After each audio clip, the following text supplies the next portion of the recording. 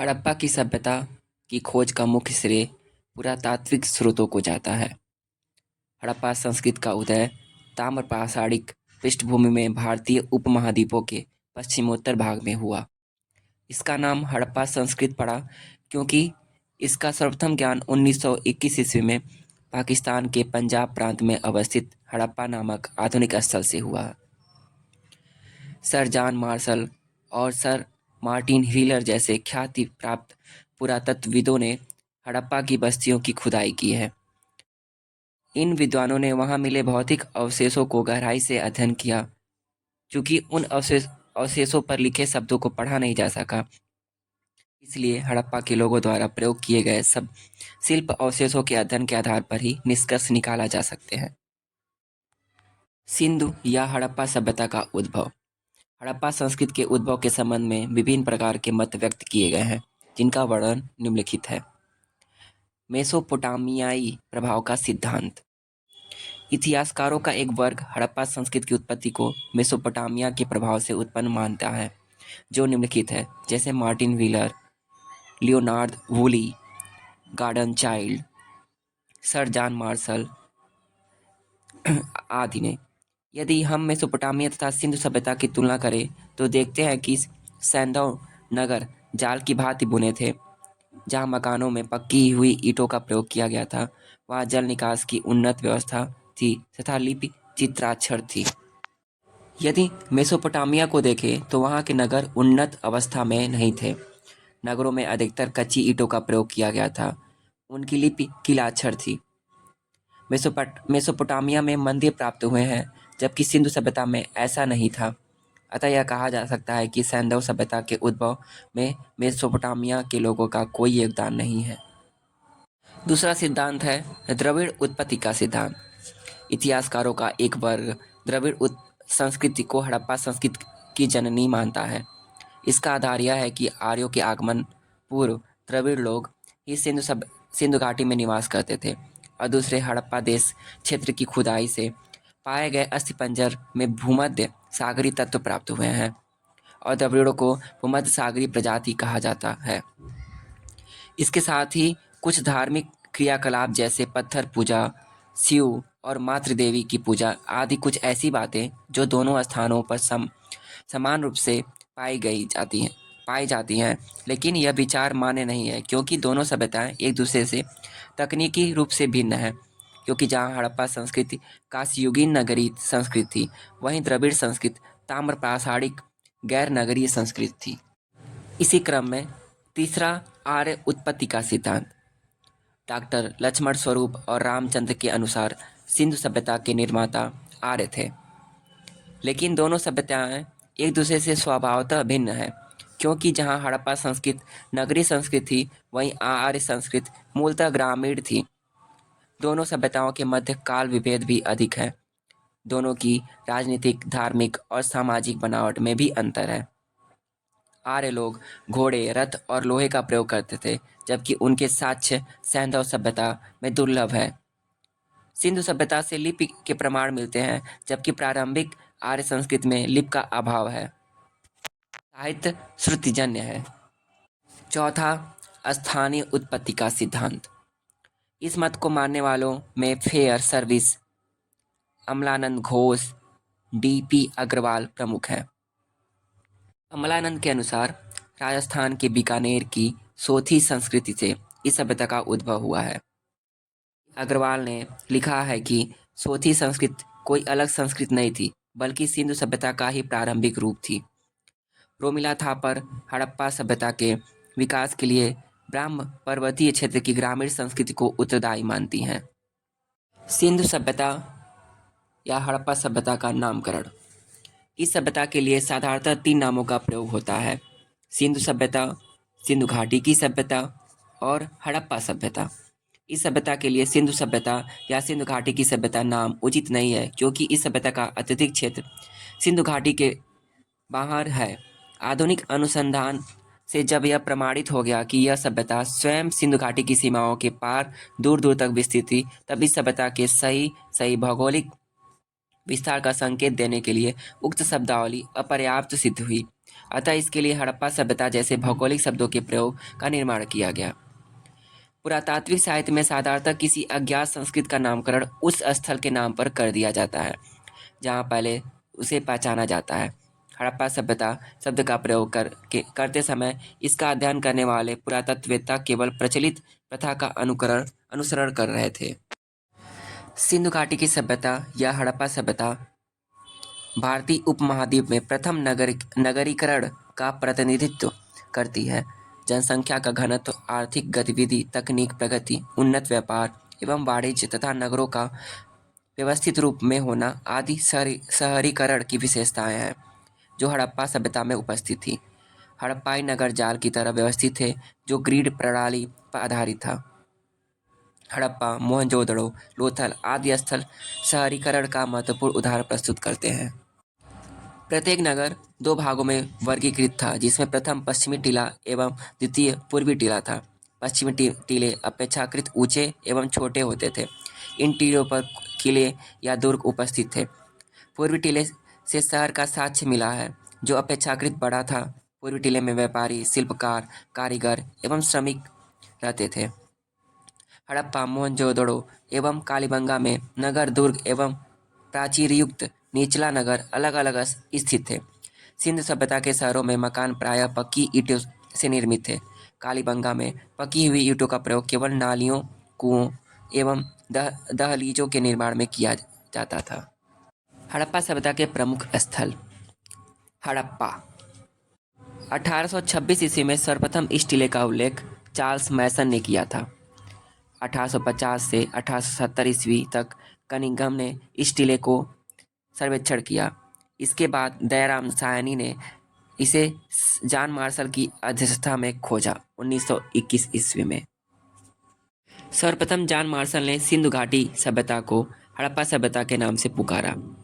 यह पश्चिमी पंजाब के मांटगोमरी जिले में रावी नदी के बाएं तट पर स्थित है।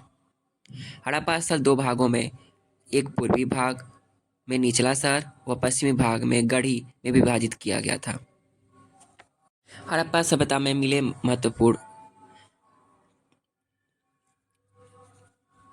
समाधि R37 समाधि R37 से एक ताबूत मिला है जो देवदार की लकड़ी का बना है। हड़प्पा का दुर्ग समांतर चतुर्भुज आकार का है। हड़प्पा में मोहनजोदड़ो के विपरीत पुरुष मूर्तियां नारी मूर्तियों की तुलना में अधिक है। हड़प्पा में प्रसाधन केस मिला है।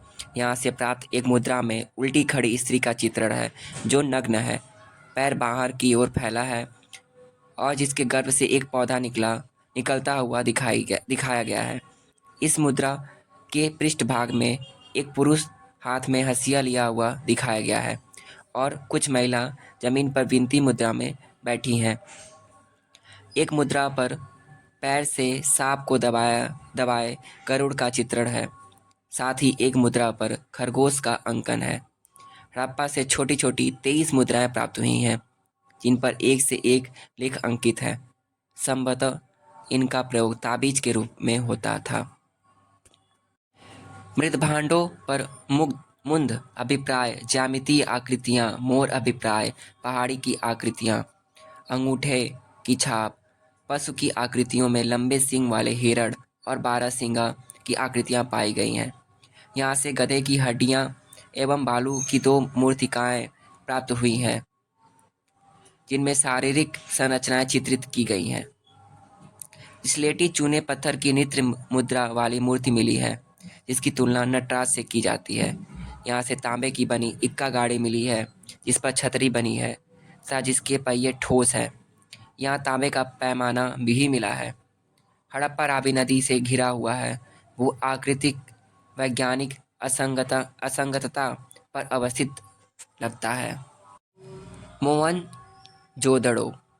इसकी खोज वर्ष 1922 ईस्वी में राखलदास बनर्जी व जॉन मार्शल ने की थी। यह सिंधु के लरकाना जिले में पाकिस्तान में सिंधु नदी के किनारे स्थित है। इसका शाब्दिक अर्थ होता है मृतकों एवं प्रेतों का टीला। धान्य कोठार मोहनजोदड़ो की सबसे बड़ी इमारत है। यहाँ से भवन निर्माण के 7 स्थल मिले हैं। सर्वमान्य मतों के अनुसार महास्नानागार आनुष्ठानिक स्नान के लिए व्यवहार में आते थे। मोहनजोदड़ो से कांस्य नर्तकी की मूर्ति मिली है, जो गर्दन में पहने हार और बाईं भुजा पर चूड़ियों के अतिरिक्त पूर्ण रूप से नग्न है। इसके सुदृढ़ मुद्रा के कारण विद्वानों ने इसे मदिरा की देवदासियों और गणिकाओं के वर्ग का प्रतिनिधि माना है। यहाँ दाढ़ी वाले साधु पुजारी की प्रस्तर प्रतिमाएं मिली हैं, जिनके चेहरे पर दाढ़ी है परंतु मूछ नहीं पाई गई है। मोहनजोदड़ो से प्राप्त पशुपति शिव की मुहर पर दाएं दाएं हाथी, बाघ का बाएं, गैंडा व भैंसा का तथा नीचे हिरण का चित्र अंकित है। मोहनजोदड़ो से बुने हुए सूती कपड़ों का एक टुकड़ा मिला है और अनेक वस्तुओं पर कपड़ों की छाप देखने में आई है। यहाँ से एक बेल्ट मिली है जो संभवतः कमर में पहनी जाती होगी। यहाँ से प्राप्त सबसे बड़ी ईंट का आकार 51.5 सेंटीमीटर, 26.5 सेंटीमीटर, 9 सेंटीमीटर है, अर्थात लंबाई, चौड़ाई और ऊंचाई का अनुपात है। ईंटों की चिनाई इंग्लिश बांड पद्धति से की गई है। यह पद्धति ईंटों की चिनाई का वह तरीका है, इसमें ईंटों को इस प्रकार विन्यस्त किया जाता है कि ईंटों के जोड़ एक सीध में न रहें। यह तरीका आधुनिक चिनाई में भी अपनाया जा रहा है। यहाँ जो खिलौने मिले हैं उनमें से कुछ प्रमुख खिलौने इस प्रकार हैं। ऊपर नीचे सरकने वाले खिलौने, बैल जिसका सिर हिल रहा है और बंदर जिसकी भुजाएं चलायमान हैं। यहाँ एक मनका मिला है जिस पर 3 बंदर खुदे हैं। मोहनजोदड़ो से चमकता हुआ एक बंदर का चित्र मिला है। साथ ही फियांस की बनी गिलहरी मिली है। यहीं से एक श्रृंगी पशु को दर्शाती मुद्राएं मिली हैं। यहाँ से हाथी का कपाल खंड, एक मुहर पर नाव की आकृति, कुंभकारों के 6 भट्ठों के अवशेष, गले हुए तांबे के ढेर, तांबे की तलवार तथा सीपी की बनी हुई पटरी के अवशेष मिले हैं। मोहनजोदड़ो के कई मकानों में सोपान का अस्तित्व यह दर्शाता है कि यह 2 या 3 मंजिल तक हो सकते थे। मोहनजोदड़ो की जनसंख्या लगभग 35,000 है। चन्हुदड़ो, इसकी खोज 1931 ईस्वी में एन.जी. मजुमदार ने की थी। 1935 ईस्वी में मैके ने इस कार्य को आगे बढ़ाया। यह मोहनजोदड़ो से 130 किमी दक्षिण सिंध में स्थित है। यहाँ पर सैंधवकालीन संस्कृति के अतिरिक्त प्राक हड़प्पन संस्कृति, छूकर और झांगर के भी साक्ष्य मिले हैं। यहाँ से खिलौने बनाने के कारखाने के साक्ष्य तथा मनके बनाने का एक कारखाना मिला है। यह एकमात्र ऐसा स्थल है जहाँ से वक्राकार ईंटें मिली हैं। चन्हुदड़ो से 2 जार, पकाई गई मिट्टी की पाइप नुमा नालियाँ, 4 पहिए वाली गाड़ी, तांबे की 2 गाड़ियों के मॉडल, काजल, कंघा, उस्तरा, इत्र रखने वाला बर्तन, अलंकृत हाथी, मुद्रा पर घड़ियाल और मछली की आकृति तथा बिल्ली का पीछा करते हुए कुत्ते का निशान आदि प्राप्त हुए हैं। फिर लोथल, इस स्थल की खोज 1957 ईस्वी में डॉक्टर S.R. राव ने की थी। यह काठियावाड़ क्षेत्र, अहमदाबाद, गुजरात में स्थित है। लोथल साबरमती और भोगवा नदियों के मध्य में खंबात की खाड़ी के समीप अवस्थित है। इसे लघु हड़प्पा या लघु मोहनजोदड़ो भी कहा जाता है। लोथल में दुर्ग और निचले शहर के बीच विभाजन दिखाई नहीं देता, क्योंकि भिन्न भिन्न टीलों के स्थान पर पूरी बस्ती एक ही दीवार से घिरी हुई है। यह क्षेत्र 3.25 किलोमीटर के लगभग है।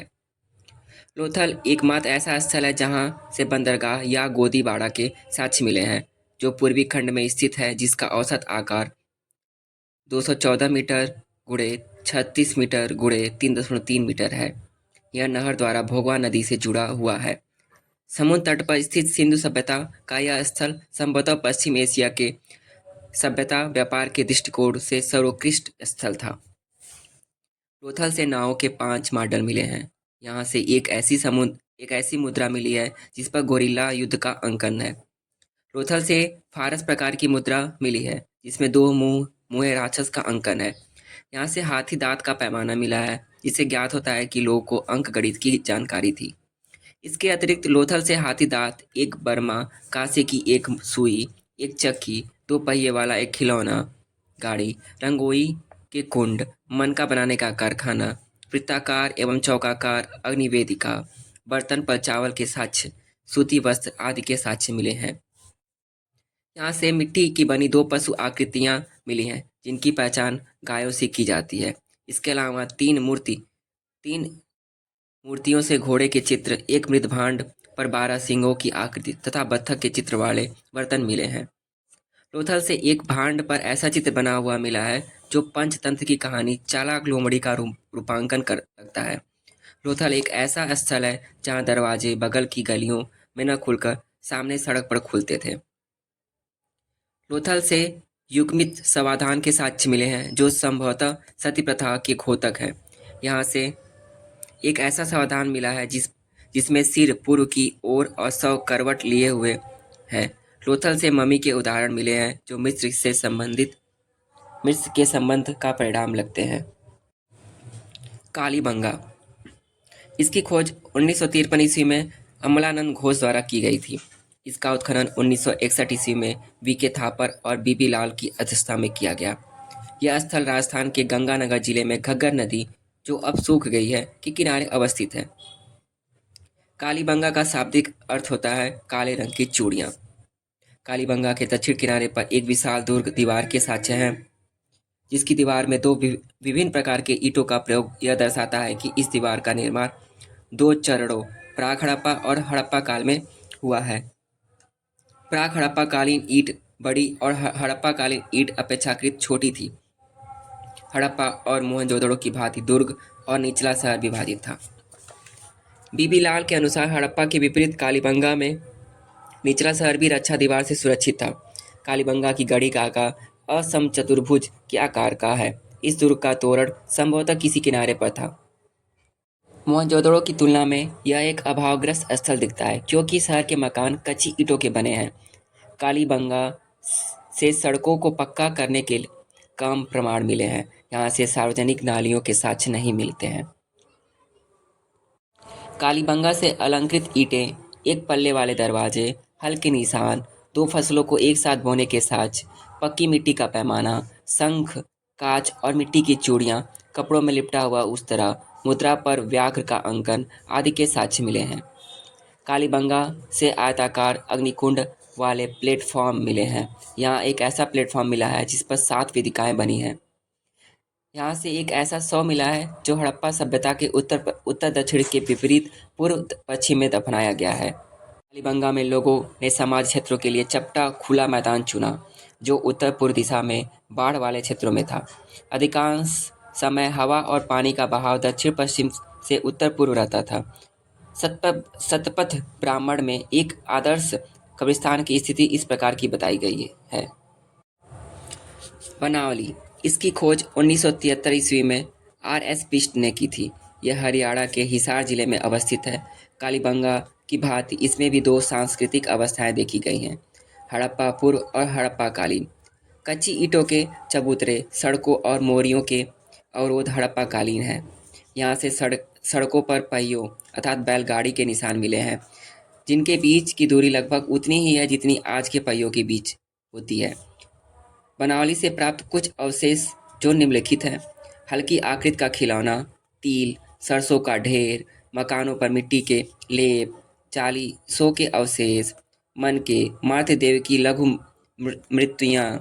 मूर्तियाँ, तांबे के वाड़ाग्र, मनुष्यों एवं पशुओं की मूर्तियाँ, चट के फलक, सिलखड़ी व पराई मिट्टी की मुहरें इत्यादि। सुतकांगेडोर को स्टाइन ने 1927 ईस्वी में खोजा था। यह मकराना समुद्र तट से करीब 56 किलोमीटर दूर उत्तर में दास्क नदी के पूर्वी तट पर स्थित है। यहाँ दुर्ग, बंदरगाह आदि के अस्तित्व के बारे में 1962 ईस्वी में वेल्स ने सर्वेक्षण किया। यही एकमात्र ऐसा स्थल है जो प्राकृतिक चट्टान पर अवस्थित है। वेल्स ने गढ़ी में हड़प्पा संस्कृति के 3 चरणों की पहचान की। समुद्र तट पर स्थित होने के कारण इस स्थल ने हड़प्पा और बेबीलोन के मध्य व्यापार में अहम भूमिका निभाई। सुरकोटड़ा, इसकी खोज 1964 ईस्वी में जगपति जोशी ने की थी। यह सागर तट पर गुजरात के कच्छ जिले में स्थित है। यहाँ से घोड़े के जीवाश्म पाए गए हैं। मन का निर्माण यहाँ का प्रमुख उद्यम लगता है। यह नगर दो भागों गढ़ी और आवासीय क्षेत्र में विभाजित है। उत्खनन से ऐसा लगता है कि इस नगर का विनाश भूकंप या ऐसी ही किसी अन्य आपदा से हुआ होगा। इसी कारण यहाँ के क्षेत्रीय लोगों ने इसका निर्माण पत्थर से किया। धौलावीरा धौलावीरा की खोज 1967 और 68 ईस्वी में डॉक्टर जगपति जोशी ने की और उत्खनन कार्य डॉक्टर बिष्ट ने किया।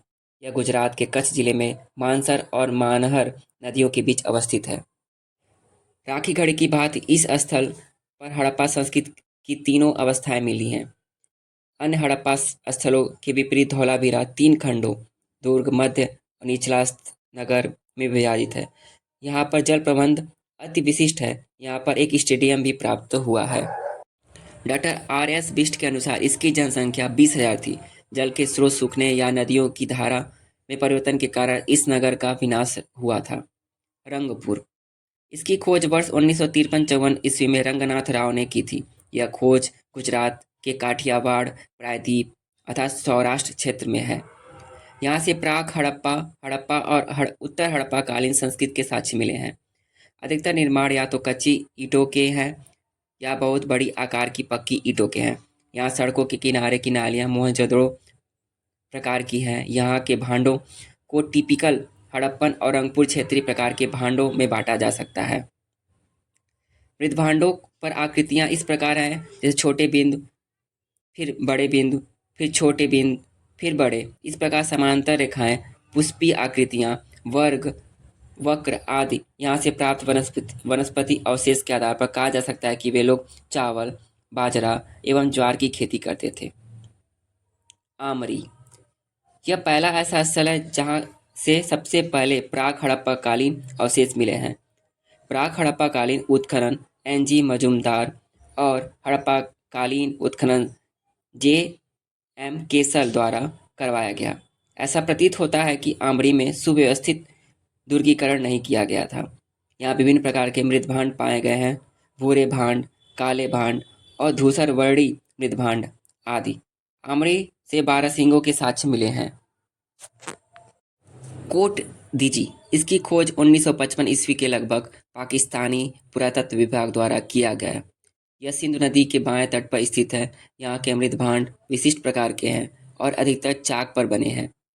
इनमें से 6 दलीय पुष्पाकृति कोट दीजी की अद्वितीय आकृति है। इसके अतिरिक्त यहाँ से चट, ब्लेड उद्योग, पत्थर की चाकी, पत्ती के आकार का वड़ाग्र, चूड़ी का हुकड़ा तथा सुरक्षा प्राचीर आदि के साक्ष्य मिले हैं। रोपड़ इसकी खोज Y.D. शर्मा ने वर्ष 1993 व 94 ईस्वी में की थी। यह पंजाब प्रांत में सतलज नदी के तट पर बसा है। यहाँ से नवपाषाण, ताम्रपाषाण और प्रारंभिक ऐतिहासिक काल के साक्ष्य मिले हैं। यहाँ से मानव के साथ कुत्ते दफनाए जाने के साक्ष्य मिले हैं। ऐसा प्रतीत होता है कि हड़प्पा सभ्यता के इस स्थल का विनाश आग लगने के कारण हुआ था। आलमगीरपुर इसकी खोज भारत सेवक समाज ने 1958 ईस्वी में की और उत्खनन भारतीय पुरातत्व विभाग ने किया। यह यमुना की सहायक नदी हिंडन के बाएं तट पर अवस्थित स्थल है। यह स्थल हड़प्पा संस्कृति के पतन का द्योतक है। यहाँ से अभी तक कोई मुद्रा प्राप्त नहीं हुई है। आलमगीरपुर से प्राप्त मृदभांडों में हड़प्पा संस्कृति के समुन्नत स्थलों जैसी बहुरूपता नहीं है। मिताथल यह हरियाणा के भिवानी जिले में स्थित है। इसकी खुदाई 1968 ईस्वी में सूरजभान ने कराई थी। हड़प्पा कालीन उन्नत चरण में गढ़ी और रियायसी नगर के साक्ष्य मिलते हैं। अनुमानतः परवर्ती काल में फूटी ईंटों से घटिया भवनों का निर्माण किया गया था। यहाँ से तांबे की कुल्हाड़ी मिली है। कुनाल इसकी खोज S.R. राव ने वर्ष 1994 में की थी। यह स्थल हरियाणा के हिसार जिले में सरस्वती नदी के किनारे स्थित है। यह प्राक हड़प्पा कालीन है। यह एकमात्र ऐसा स्थल है जहां से चांदी के 2 मुकुट मिले हैं। डॉक्टर जोशी का मानना है कि भारतीय उपमहाद्वीप में पहली बार यहाँ मुकुट पाए गए हैं। राखी गढ़ी दिसंबर 1997 में भारतीय पुरातत्व सर्वेक्षण द्वारा किए गए उत्खनन से इसकी पहचान की गई। यह स्थल हरियाणा के हिसार जिले में घग्गर नदी पर अवस्थित है। खुदाई के पश्चात हड़प्पा कालीन केंद्रीय नगर के रूप में इसकी पहचान की गई। यहाँ पर दो सांस्कृतिक प्रारंभिक हड़प्पा कालीन तथा विकसित परिपक्व हड़प्पा कालीन विद्यमान थी। खोजे गए हड़प्पा कालीन स्थलों में राखीगढ़ी मोहनजोदड़ो के बाद सबसे बड़े स्थलों में से एक है। यह स्थल धौलावीरा से बड़ा है। राखीगढ़ी के प्रवेश स्थल पर गोलाकार स्थापत्य के ढांचे पाए गए हैं, जो हड़प्पा सभ्यता की प्रारंभिक अवस्था की विशेषता है। इस स्थान से जौ, गेहूं एवं चावल के नमूने प्राप्त हुए हैं। राखीगढ़ी में मृतकों को उत्तर दक्षिण की स्थिति में लिटाकर लंबवत गड्ढे में दफनाया जाता था।